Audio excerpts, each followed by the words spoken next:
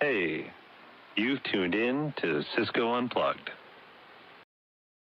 Hello, everyone, and welcome to Cisco Unplugged. I'm Tom Seiberlich, and I help lead the Wireless Center of Excellence at Cisco. The Wireless Center of Excellence is a team of wireless experts across the U.S. and Canada. And if you'd like to engage us, please don't hesitate to contact your local account team, and they will get us engaged promptly. Now, I'm happy to host our fourth Cisco Unplugged. And Cisco Unplugged is a recurring live webcast with technical experts from Cisco to keep you in tune with the world of Wi-Fi networks and connectivity. We've got a lot of great content lined up, and we will dive deeper into Wi-Fi 6 and beyond this season. So tune into your upcoming episodes to learn more. Please register, and we will post these in our Slido, but please register for the upcoming sessions, and also check out our YouTube channel. You can subscribe to the channel and get our live feed of when new content, and when we are live, you'll get notifications of that. And we stream this on both WebEx and on YouTube. So please check out our YouTube channel for all of the content, recordings, and updates on live events. A quick description of today's topic, moving to WPA3, the time is now. And as you all know, WPA3 is essential and required for Wi-Fi 6E and beyond. So we will be talking in depth about WPA3 for about 30 minutes today. Our speakers, Leo Lorenzo, will be our first speaker up. He is out of Dallas, Texas. Welcome to the program, Leo. Thank you, Tom. And our second speaker will be Steve Phillips. Steve is out of our office near Atlanta. And again, welcome, Steve, to our program. Thanks, Tom. Happy to be here. Yeah, thank you. And we will have Slido for Q&A. We'll also have a survey at the end of this, and please take the time to fill that out. We rely on your feedback to help us craft new episodes and to help us get better at these as far as our delivery. So we really, really enjoy your feedback. Without further ado, I will hand it off to Mr. Leo Lorenzo. Take it away, Leo. Awesome. Thank you, Tom. Very excited to show some of the new security enhancements that Wi-Fi 6E brings. So let's get to it. And just a quick disclaimer, this is not a deep dive on ICE, .1x, or EAP methods. Today, we're just going to cover a few Wi-Fi security fundamentals, some of their vulnerabilities that eventually led to what we know as WPA3 certification. And to close the session, we'll have a bonus section on some enhancements for open networks. Without further ado, let's get into security fundamentals. And we start with wireless protected access. And all the way back to 2003, WPA1 was released. And this was just a interim solution to mitigate some of web vulnerabilities. WPA was actually the first certification, Wi-Fi Alliance certification that was 802.11i compliant, but only took a year for Wi-Fi Alliance to come up with WPA2. This was 100% compliant, really increases Wi-Fi security by removing ticket and implementing advanced encryption standards. Now, we do have two flavors of WPA2. We have personal with your pre-shared key. This is the most common. We have enterprise, requires a radio server and relies on .1x and EAP authentication. And because security is not a feature, industry standards more of a, if it ain't broken, don't fix it. And once something breaks, scramble to fix it. And that's when WPA3 was created. It took 14 years from 2004. It was released in 2018. And what's new with WPA3? We know that it's required for Wi-Fi 6 certification. So if you want to take advantage of the 6 gigahertz band, you must configure WPA3 in your network. It removes insecure legacy protocols such as web. If you're using web, please don't. This is being deprecated for a while now. Ticket, SHA, those are being removed, KRACK. Now, WPA3 mandates to the protected management frames are mandatory with WPA3. So PMFs must be enabled. They used to be an option on WPA2.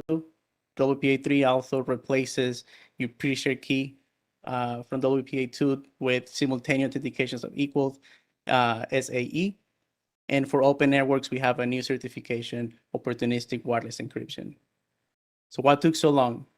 14 years for WPA3 to be announced, and it's almost 20 years today since WPA2 was released. And really, there is nothing we can do today to make WPA2 personal secure. And if we look at it, some of the main issues with WPA2 is symmetric key. So with the same key we use for encryption is what we use for decryption, susceptible to offline attacks, doesn't take much. If anybody captures a packet capture, and as long as this packet capture contains a forward handshake, anybody can go ahead and perform an offline attack, dictionary attack. There's not much. For example, with public cloud offerings, a lot of computer power per rental, it doesn't take much money or to get a high performing computers. With only 23 cents per minute, you could perform over 2 million checks per minute. We also don't have forward secrecy. So if you know the password you can derive the key for all present, past, or future sessions. WPA2 only encrypts data frames, so all your management frames will be in clear text.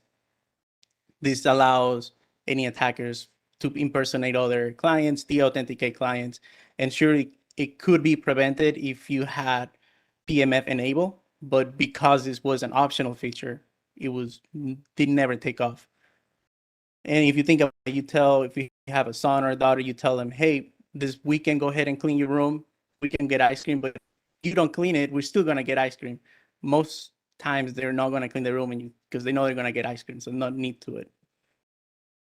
Again, doesn't take much money, and it doesn't take much knowledge for anybody to crack a WPA2 personal. Just for a few bucks, you can upload the packet capture with a forward handshake included in it, and it will crack the password for you.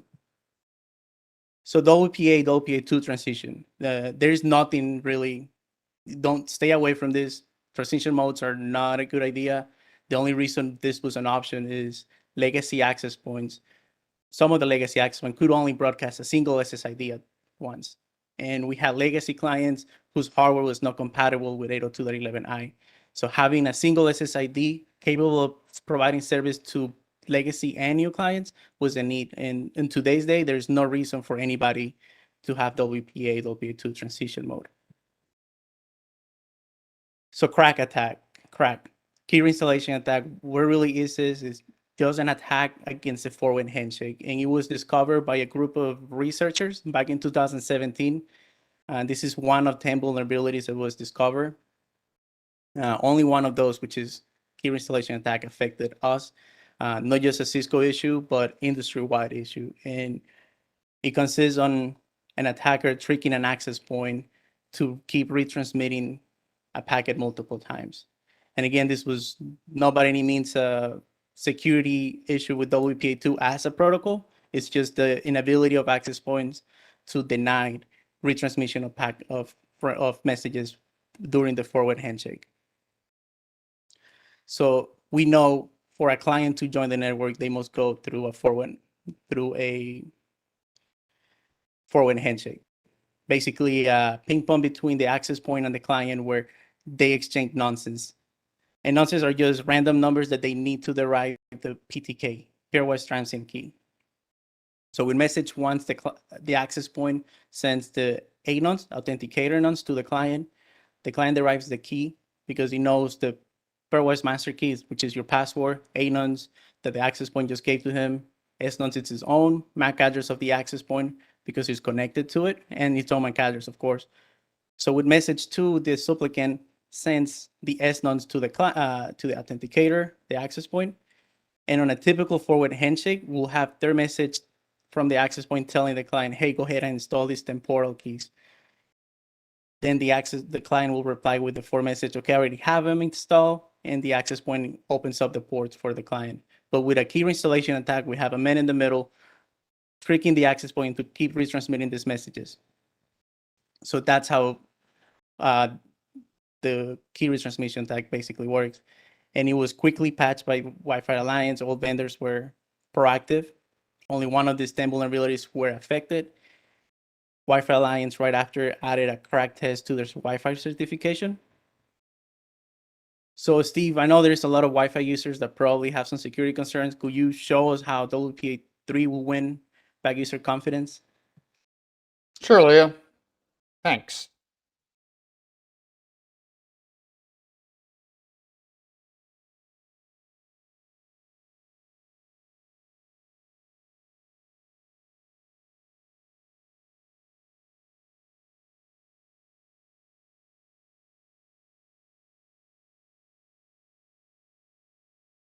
So when we talk about WPA3, why is it important to be certified, right? So we've gone through what happened with WPA2 and some of its efforts to get certified. So when we talk about WPA3 being certified, really what we're trying to do is unify all those efforts, build upon the adoption of WPA2 for the past 10 years, and provide something that our vendors and our customers can recognize as something being secure. And by doing that, we're doing a couple things, right? We're decreasing the complexity of that protocol, the implementation of it, and getting rid of, as Leo mentioned earlier, a bunch of legacy security protocols that were bad, ending in the result of making wireless more secure and easier to use. So once again, right, so we're going from interoperability testing that went to the least common denominator, allowed for bad client behavior, to conformance testing to make sure that bad stuff doesn't happen.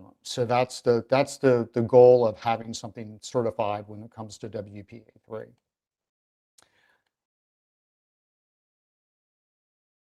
So let's begin with WPA2 Personal.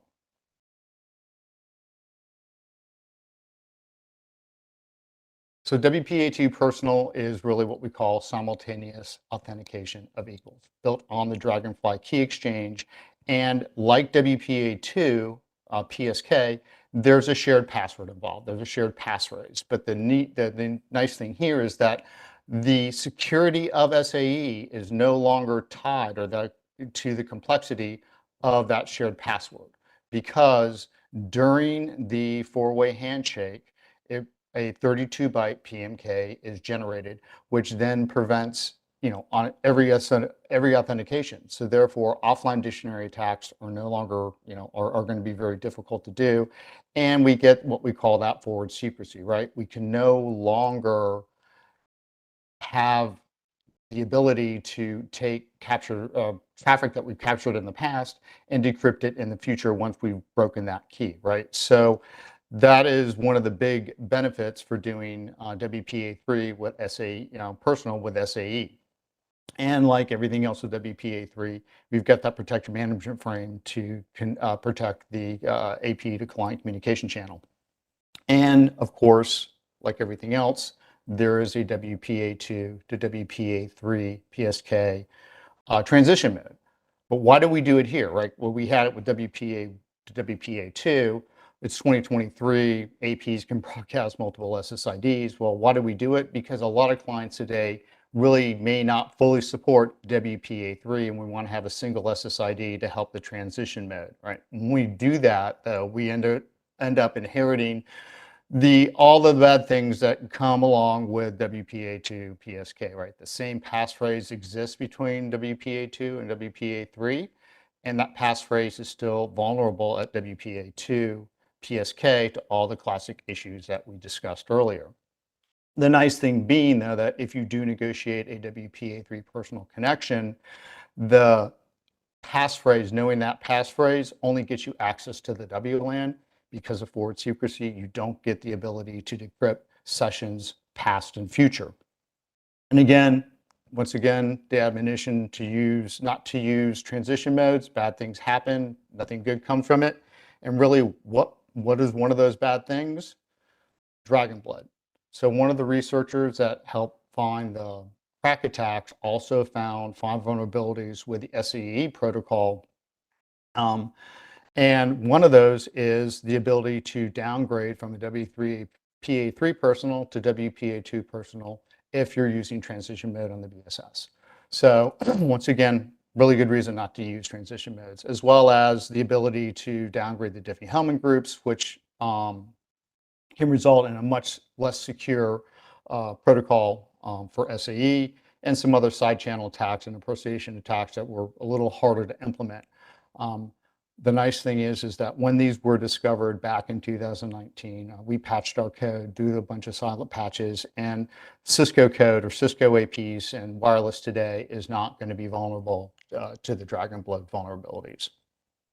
So Steve, I want to make sure that we understand that transition. So as organizations are moving to Wi-Fi 6E and requirement of WPA3, there will be a transition ability to make sure that we can get all their old clients off of WPA2 and before.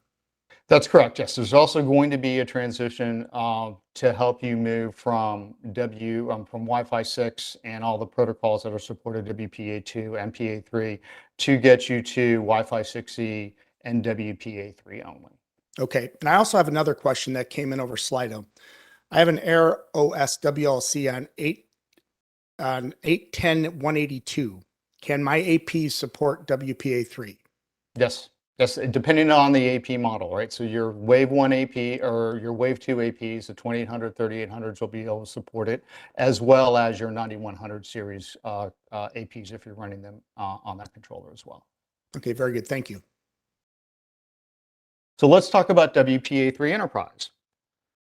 Much like WPA2, WPA3 has two modes as well. WPA3 Personal, which we just talked about, and WPA3 Enterprise, because we're going to want higher grade security for our enterprise networks, those networks that carry sensitive data, like government networks or finance networks or medical networks.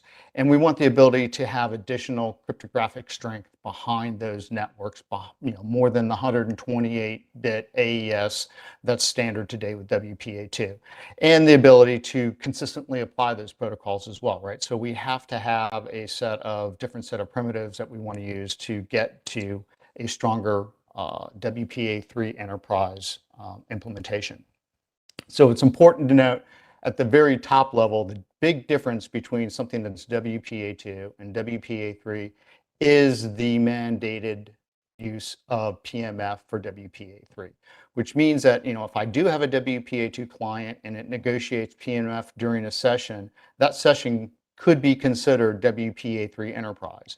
But that was because PMF was maybe considered to be optional there, and the client took advantage of it. However, if you want a true enterprise-only WPA3, you have to mandate the use of PMF, and that means that optional checkbox moves to required.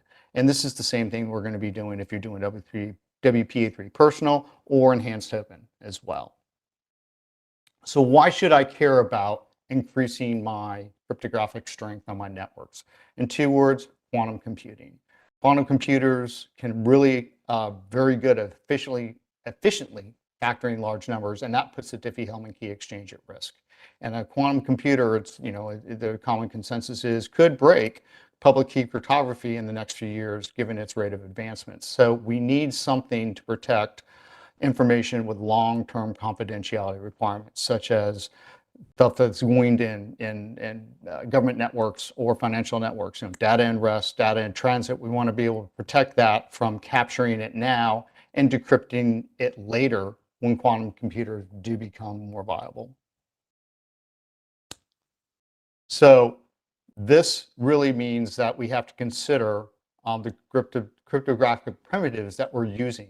And these primitives here, AES GCM 256, HMAC SHA 384, and elliptical curve for your key establishment and authentication, make up what we call 192.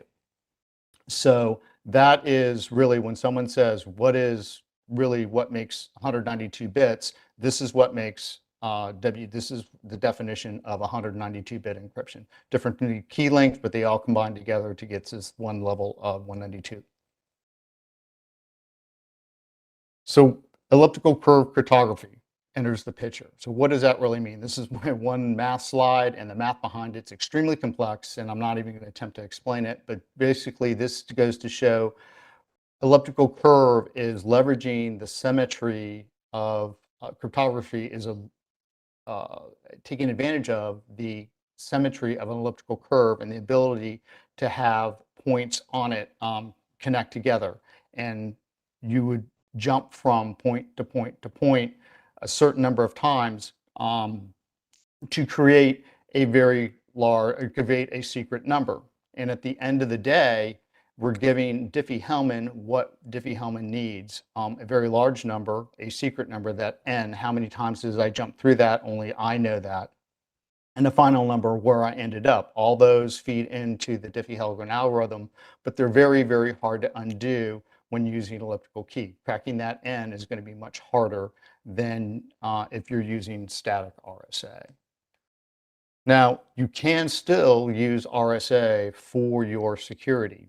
However, you have to use at least 3072-bit keys, and these keys are very long and they're very computationally expensive, especially when you start thinking about trying to do this on the mobile devices that are commonly going to be used to attach our wireless networks. Your iPhones, your Androids, those, those devices don't have a lot of processing power, so to get very long keys in them is going to be very difficult and very computationally expensive for them from a performance perspective. So that's what the chart on the left, comparatively, when you use, or right, you use ECC, you have much shorter key lengths to get the same, to get an equivalent encryption key bit size. So if you're looking at RSA 3072, the equivalent elliptical curve is 256 bits, and it's 384 bits for 192. And that's going to be much less computationally expensive for those mobile devices to be able to handle.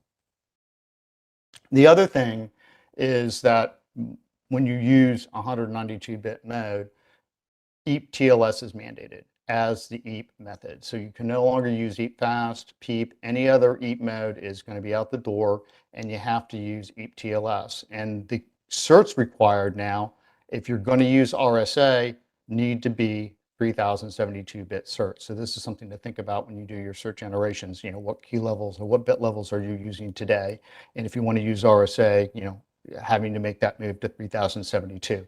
This is why using elliptical curve for both your authentication and your key generation is going to be a much better situation. And these are the three cryptographic cipher chain primitives that we allow for 192-bit mode in order of descending order of preference. Hey, Steve, you know, we're talking about quantum computing, elliptical curve, cryptography, 192-bit encryption. It sounds like we're going to need a couple extra dilithium crystals to make all this stuff work right. What is taking the hit on this compute-wise? The processors, right? So the processors within our devices are the ones that are going to take the hit when we continue to extend out the RSA key length. And that's why the goal of leveraging elliptical curve provides a much less computationally expensive method of generating the same key bit strength without having to go and provide that much processing power on the end devices, especially when you talk about, let's say, our mobile devices, which don't have a lot of power and processing to begin with. Okay, got one other question that came in. Do 3702s support WPA3? Yes. Yes, so that's one of the things you're allowed to use. It has to be at least 3072-bit keys and RSA keys to be considered 192-bit WPA3. Very good, thank you. So what does this mean for Wi-Fi 6E security? As was mentioned, Wi-Fi 6E absolutely requires WPA3 and OWE, which we'll talk about in a bit. And there's no backward compatibility, right? So open networks, WPA2 security, the older encryption methods there, not be able to use, and it requires PMF. So one of the security consideration you need to take into to think about is your SSID deployments, because you're going to have clients out there that may not support WPA3, but yet you want to have a certain set of SSIDs that you may want to be common across your 6 gigahertz band and your 2, 4, and 5 gigahertz band. There's some decisions you need to make. And this is a topic actually we're going to be talking about in a future Unplugged session. We're going to detail all the options that you have here, so stay tuned for that.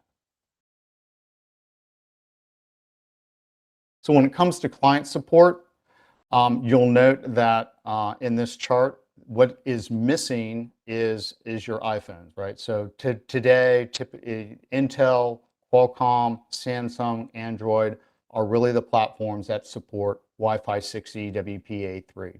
iPhone is notably absent. The only Apple product out there is going to be your MacBook Pro.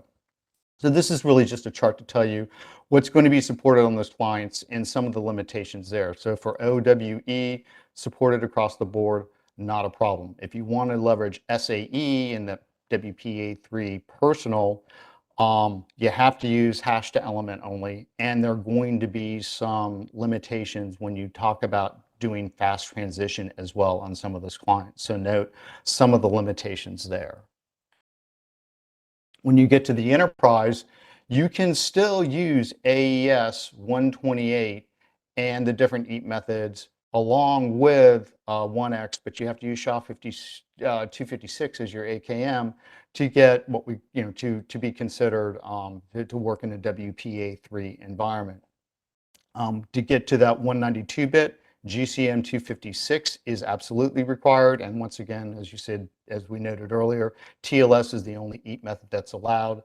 And again, there are going to be, depending upon the client, there are going to be some limitations if you add fast transition into the mix as well. So just note that today, some of those limitations. So, had a lot of, gone through a bunch of different stuff, presented a lot of good information. Are there any other questions out there before we bring it home with Enhanced Open? We do have another question. Are there any issues with 192-bit on older APs? Yes. So some of our older, outside of the Wave 2 APs, the Wave 1 APs and below are not going to be able to support 192-bit encryption, as well as some, depending upon the AP model within the 9100. So if you're doing the 9130s, they support 192-bit encryption, but the 9120s and 9105s, those are not going to, the 9115s, those don't support 192-bit encryption. Obviously, all of our 6 EAPs are going to support that. We do have one more question. Sure. According to the 8.10 config guide, WPA3 is not supported on 3700 APs. Can you please clarify? And that goes back to the ability to have the processing power to support those different ciphers required for 192-bit. So that's why the 3700 series, the Wave 1 series, do not support 192-bit. Very good. Thanks, Steve. So OWE, opportunistic wireless encryption.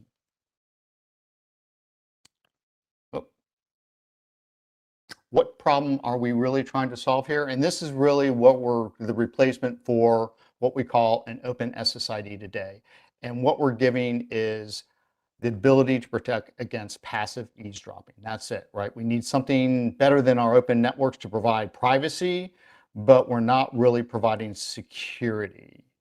And that means that, we are still going to be, an OWE session is still going to be susceptible to a man-in-the-middle attacks, but we've got more privacy than we had with a straight-up open network.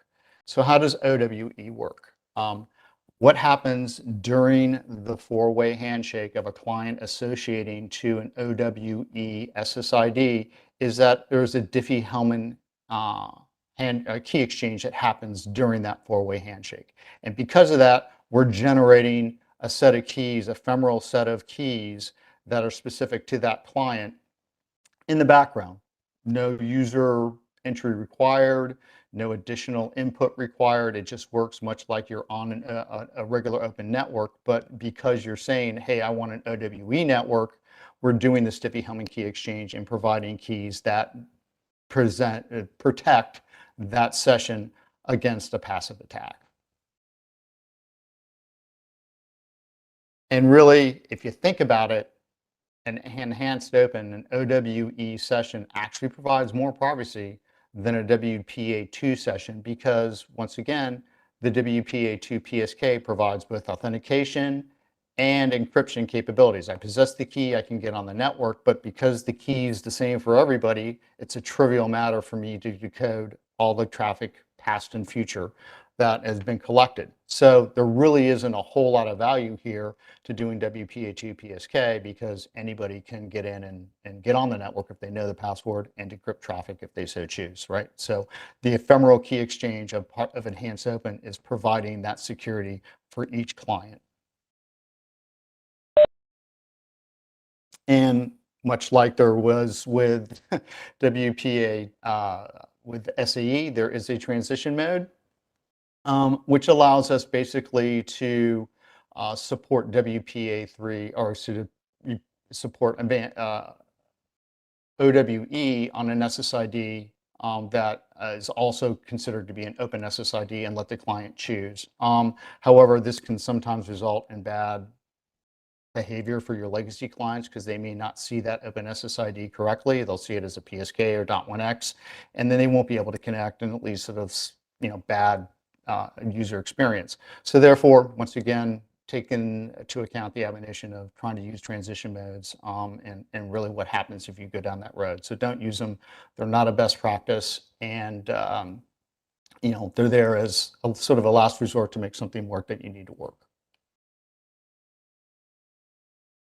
So in a nutshell, really, we've talked a lot about WPA3, WPA2, Enhanced Open, and really what this is saying is these are all the good things that we're doing. We're removing we're removing old legacy protocols. We're doing negative testing to ensure that we're no longer susceptible to certain attacks. We're mandating certain features.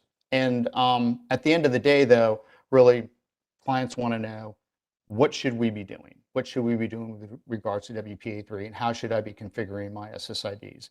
And the advice here is that if you can start transitioning to WPA3 and start moving there, that is really what you want to start configuring your SSIDs for. Even if you're still doing 2, 4, and 5 gig, if you can get WPA3 on those SSIDs and supported there, you're going to have a much easier time to move to Wi-Fi 6E in the 6 gigahertz spectrum.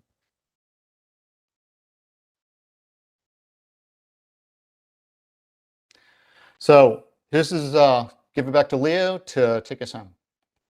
Awesome, Steve. Thank you so much for breaking that out for us.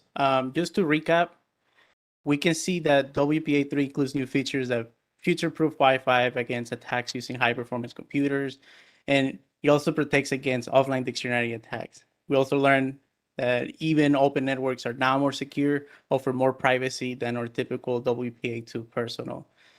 And this is thanks to OWE. And if we go, we're going to share a few URLs that we found useful while making these PowerPoints. And with that being said, I'll just hand it back to you. Thank you, everybody. Back to you, Tom. Very good. Thanks, both Leo and Steve, for that great discussion. And again, we'll share these links on the Slido application. So I'm looking, there's no more questions and answers. It looks like we got them all answered verbally or on Slido.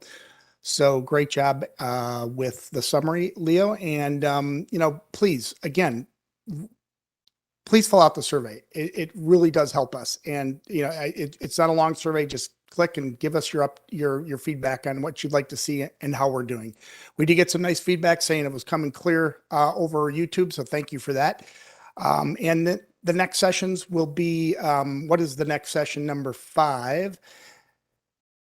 We will be talking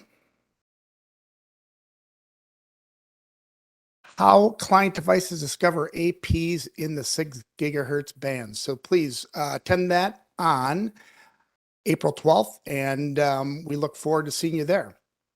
In the meantime, again, if you want to get a hold of us, please do not hesitate to reach out to your local account team, and we can get our team engaged very quickly with you. Until next time, stay connected and unplugged.